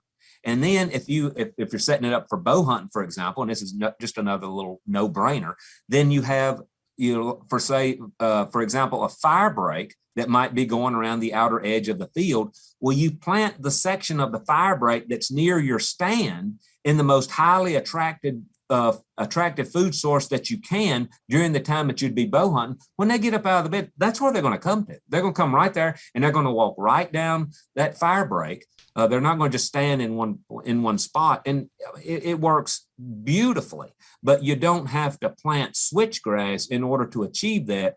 You can have that in the same structure that switchgrass would be, but also feed deer during the spring and summer while they're growing with these plants, many of which are in excess of the maximum nutrient that deer need to grow antlers, whether that be calcium, phosphorus, crude protein, et cetera.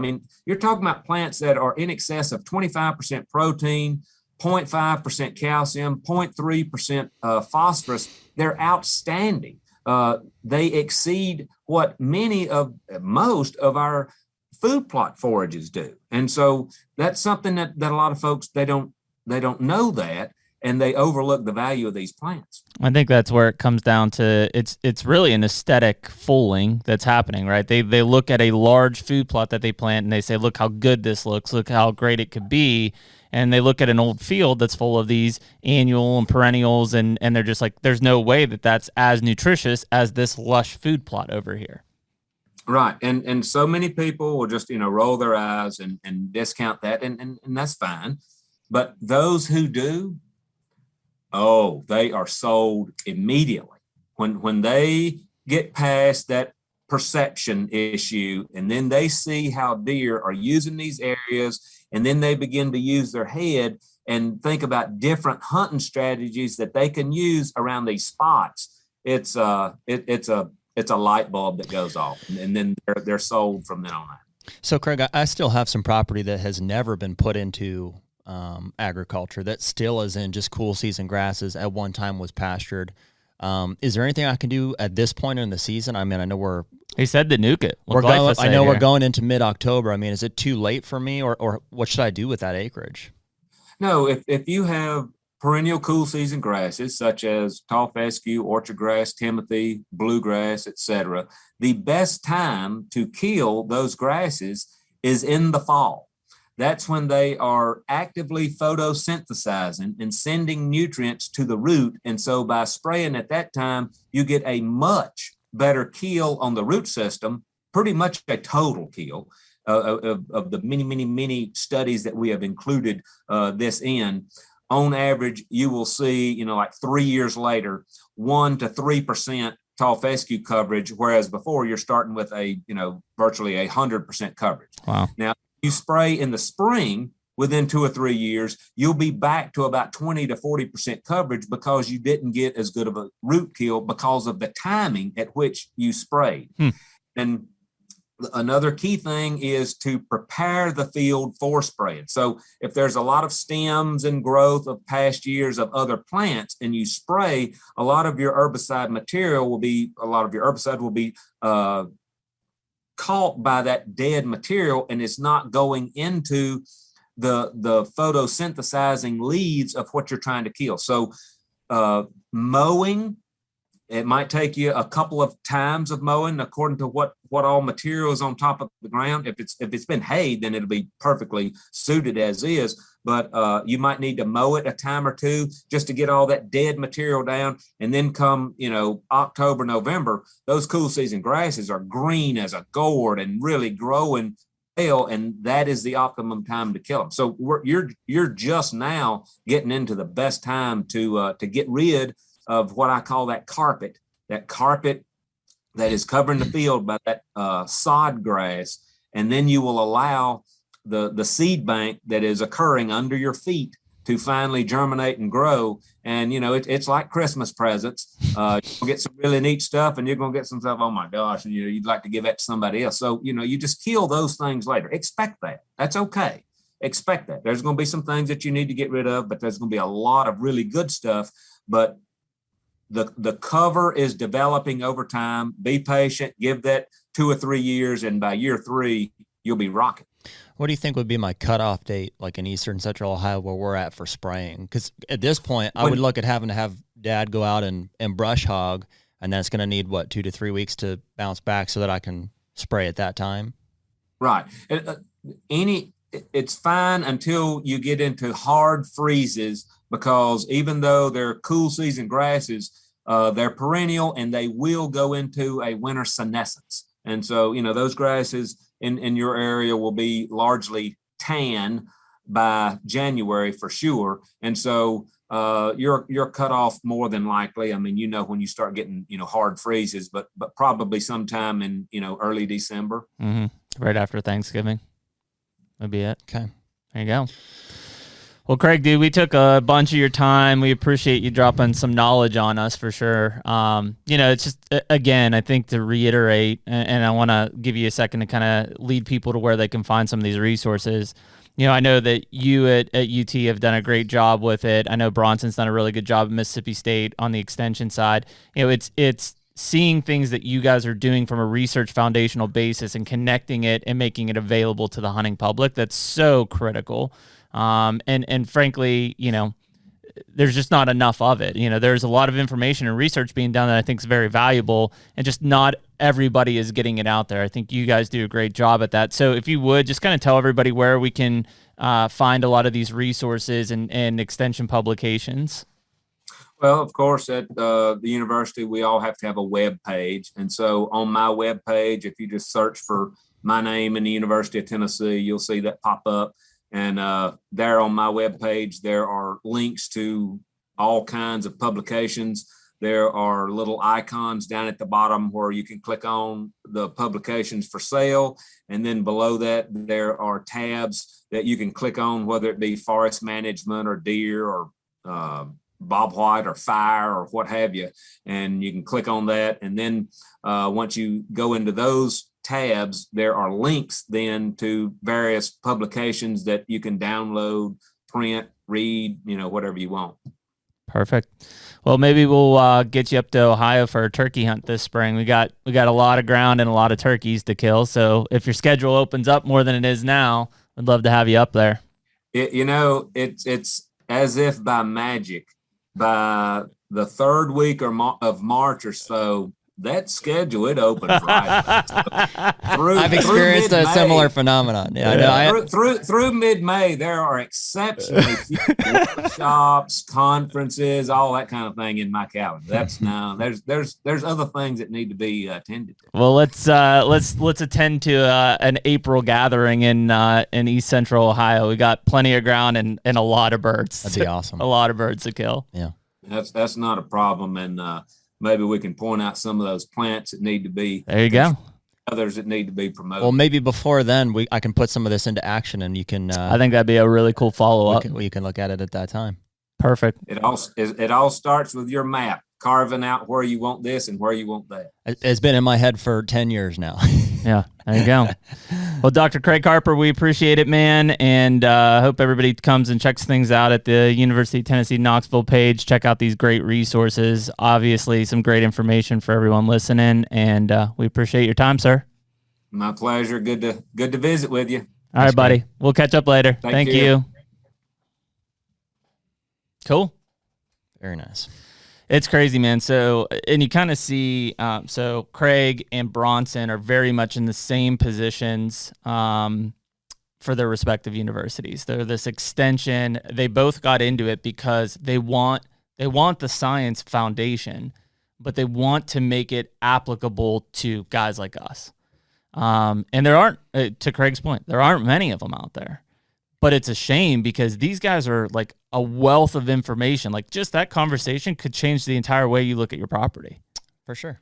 And it just is, it's hard for me to stomach, have gone through the wildlife program to know that it's a dying breed, because that's what's needed even more so to communicate to our hunting community. No disrespect to the people who are influencing the hunting community right now, but like, those are the guys who are producing things that's science-backed to say, listen, could this happen? For sure. Based on data, though, this is what you're going to see. And it sounds like it's fading, and that's sad. Yeah. He's very, for me, I have to try to I know that a lot of his statements are based in science and in fact, but I think there's also an element of he's just been teaching for so long. He's been doing it forever, man. I'm just the moon one is I just keep coming. It's just crazy how vast the difference is. There is no data to support. As our most research scientist. Absolutely not. As am I. Yeah, it's just a weird one that's so I don't know. And again, I mean, could an individual deer somehow be affected? Maybe. But in terms of looking at this group, and here's the thing, I mean, ultimately, if there was a true effect, whether it's red moon or moon phase, and whether it's rutting or just activity, some sort of data that has been analyzed. I know of 6 studies right now that have looked at it from a research perspective, and none of them have found anything. One of those studies would have said, maybe. Mm-hmm. It's not. And I think that it comes back to what science does better than we do observationally, is science is able to take in all of these factors: moon phase, the timing of the moon, which would be red moon, temperature, wind speed, humidity, all of those things. And when they do the analysis, the statistical equations that they can do can pull those things apart and individualize them to say, does moon phase affect it? Does temperature affect it? Does wind direction? And I say that because observationally, we can't do it. Like, maybe we see deer moving more at night on this full moon, but what was the humidity? What was the temperature? Was there more wind? Like, what was the cloud cover? Like, there's too many factors that observationally as humans, we can't process. Yeah. Science can. Now, there's also a disadvantage to living in the science, because I will say that a lot of those research on movements, is one in particular that I know in Oklahoma, basically said the only factor out of these 7 or 8 things we're looking at that affects deer is humidity. When humidity was high, deer movement was suppressed. Mm-hmm. When humidity was low, deer movement was increased. Well, I don't think that's the only thing that affects deer movement. Well, that's the thing about science, is like, it's wrong all the time. And it evolves, like, as we find new information or we apply new methods of study. And so, like, there's always that, and I think even Craig would say there's a possibility that we're not looking at whatever variable or movement tendency is tied to the moon or any variability, to say, if that changes, okay. Well, I think just like anything, whether you're talking science, observational, there are always multiple factors at hand. And even Adam said this in the last podcast, in that, like, a red moon alone may not get you to kill that buck. You may need a temperature swing or a wind speed change or something. So I think that as you think about this, I'm not saying that I support any moon theories, because as of right now, I'm anti. I don't believe in any of them. I don't think that any of them have effect. I do think that low humidity plus a decreasing temperature and maybe a slightly increased wind speed or direction affects deer movement. But it's multiple factors. So can I point to one of those as being more important than the other? Probably not. Science is trying to tease these things apart and tell us, and to some cases, as a deer hunter, this is the disconnect, right? As a deer hunter, I look at it and say, well, there's no way. Like, you're telling me humidity is the only thing statistically affecting deer movement. That's bullshit. It probably is. But this is where science is very black and white. How we hunt is very gray. There needs to be more people, which is part of the reason we're doing this podcast, and we're having guys like Craig and Bronson and Adam and all these guys is that we're trying to bring this stuff together a little bit. It's just really hard to tease apart all those variables. Like, 100%. You know, it's just a darn near impossible thing to test. I would say that from a observational standpoint, you will always have some bias involved. 100%. From a scientific standpoint, you will have some bias on occasion. The fact that all of the science, according to telemetry movement of bucks, has not indicated any association with the rut or any association with movement that we know about, and assuming that they've looked at the things that we want to look at, and Bronson and I are talking about getting some data to look at some of these, there is no correlation. And I know that will diffuse or infuriate the moon community, but, like, literally these bucks are collared and we're watching them move and we're saying, okay, here's this phase or here's this timing of the moon. Nothing. Like, we can't argue that. So devil's advocate, though, the thing that those tests can't accomplish is, like, there will always be these other variables at play.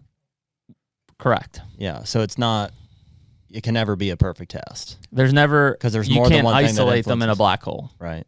So again, to the observational side, could it? Maybe. But maybe a red moon only has mature bucks moving during the rut when temperatures drop 20% and wind speed increases 50%.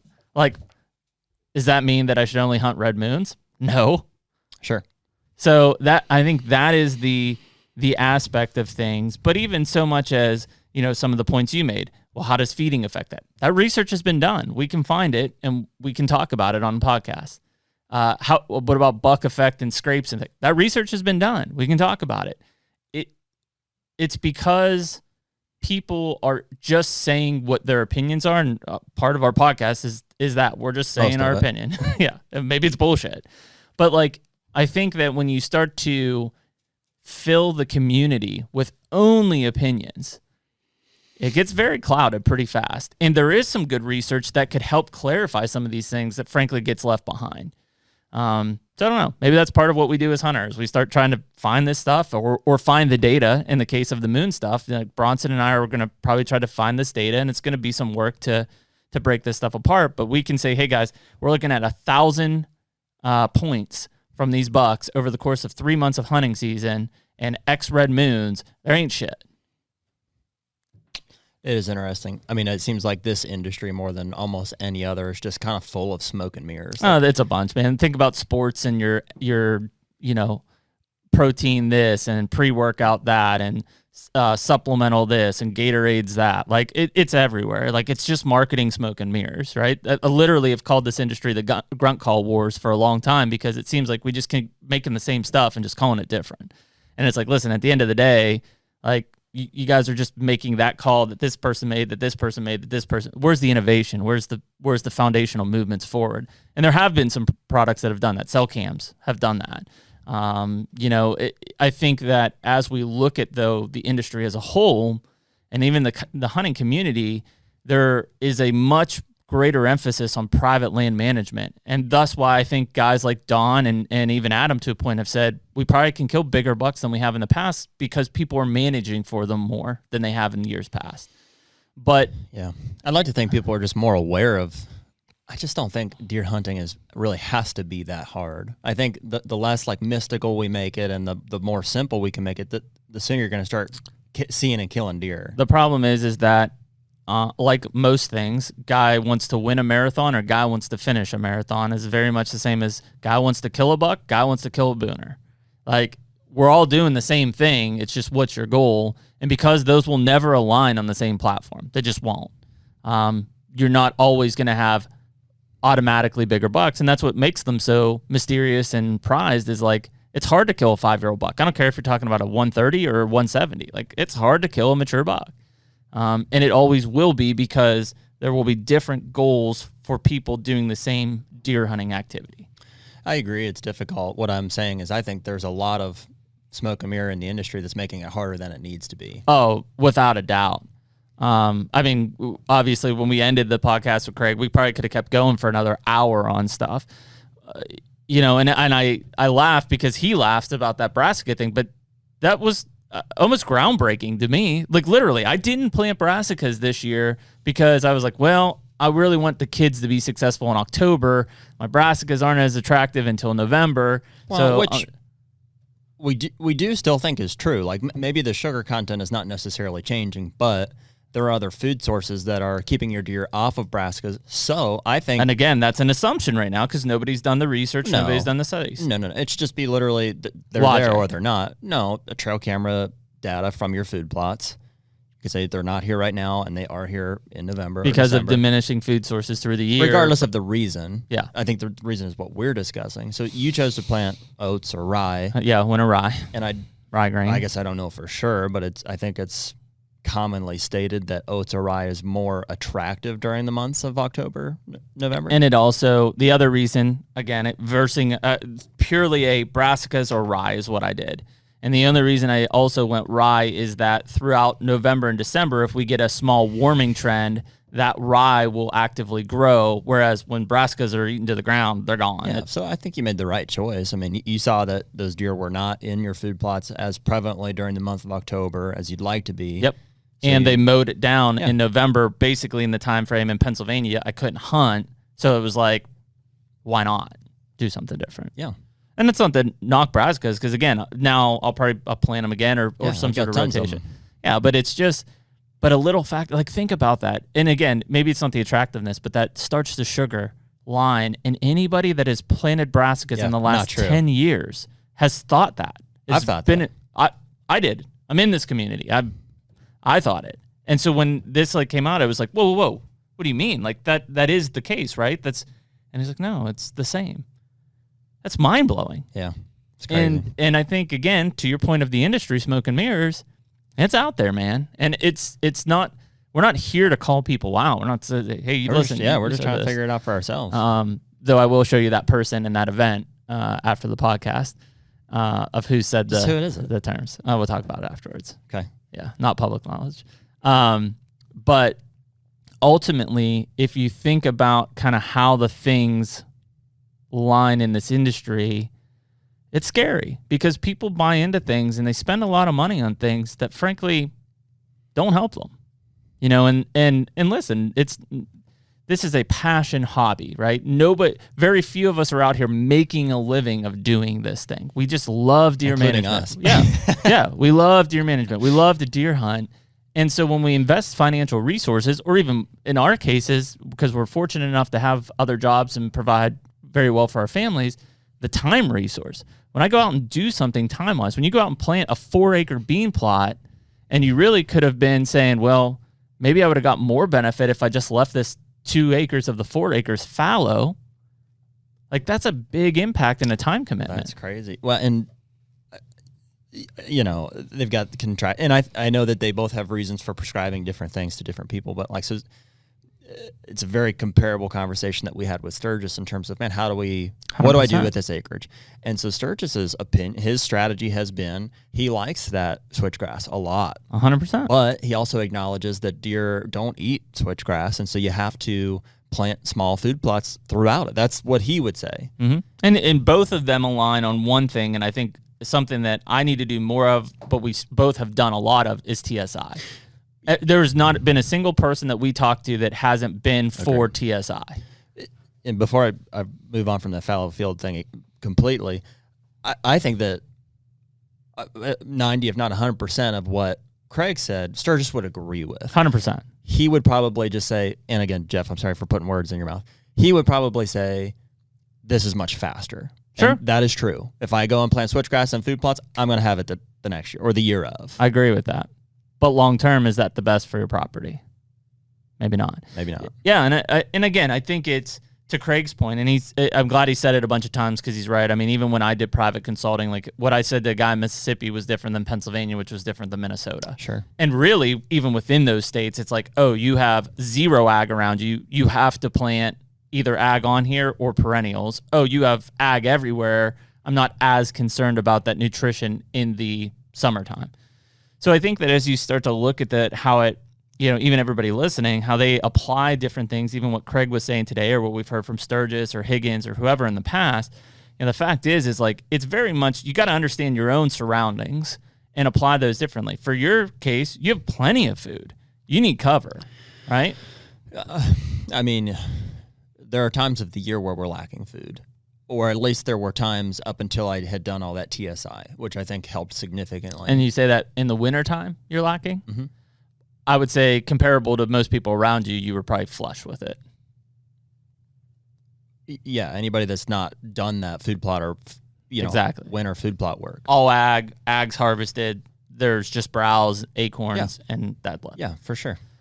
I think that's the kind of stuff that... Wow, but I will say a little bit goes a long way in terms of if... So I have noticed when I didn't have, like my Brassica plots have been depleted, like it wasn't enough, and my TSI wasn't enough, I saw those deer leave and go to areas that I knew about 1 mile, 2, 3 miles away that were dense in thermal cover in way of, cedars pines and stuff, white pines. Cedars, yep. And if there are any standing grain plots, if there's gone. like a 5-acre bean field somewhere, that's where every deer is. 100%. Limiting resource at the time frame. Right. Interesting, man. This is the progression of discussions. I'm glad we talked with Craig about coming back and maybe looking at your property. The fallow field one is a huge one. I can take that away and literally today I might try to figure out how to do something. But you may not even have to mow it. You might just be able to spray it. I don't know. Like it's been there for, I don't know. I mean, if it's only cool season grasses, just spray it. He's saying if there's thatch. There's thatch. There's thatch. Anywhere you have cool season grass for more than 3-4 years, you're going to have thatch because it lays down every year and then it regrows. It's thick thatch too. I mean, I was at the point where I'm going to have to burn it potentially, but. Nuke it first. Well, so probably what I'll do is I'll have Dad go out and cut it. Where I'm talking about is on the Roberts. Yep. Just anywhere because it's almost too small to farm. Yep. And so they've kind of turned it down. Plenty for really good bedding cover, though. Plenty. Yeah. So I'm going to have Dad just go in and cut it maybe today or tomorrow. And then, maybe the next time I'm out there to hunt. Spray it.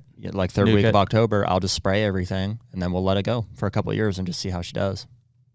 Game changer. And then we'll see where Dad's at with some of these farming contracts. I've got a few spots. The one I'm thinking of is up above the tuning fork. There's that secluded 15-acre field. Well, that's what I'm saying. I think 10 to 15 acres, and that's a big, big bedding area. Huge. And that's probably where the I'm area. thinking of? Yeah, That big square. that's probably an area where maybe even in a 15-acre square up there, you take 10 or so and you let it grow up to that thicker status of bedding, and then 5 acres you try to maintain it that early successional, more summer food type section. Why would I do that though? So basically, it was to be able to provide both, right? Because the deer, per what we were just talking about, the bucks might not use that ultra thick area in the summertime. I see. Right, but they will. I've probably got 5-10 years before I have to even worry about that. I can always set it back with fire. Probably. Yep. And that's where obviously your fire breaks and stuff around it are critical. Mm-hmm. Cool. Good episode. Getting in the habitat, but I mean, hand in hand in terms of habitat hunting, food plots hunting. Like, you're doing your management now, but you're also thinking about how it's affecting your hunting. Like, that's the whole point here. So we appreciate Dr. Craig Harper coming on, episode 42. If you haven't, make sure you go back and listen to Adam Hayes in 41. Don Higgins is doing really well, episode 40. And check out our semi-lives. And if you're listening on YouTube, subscribe. I don't know what you do on Spotify. Thumbs up. Check us out.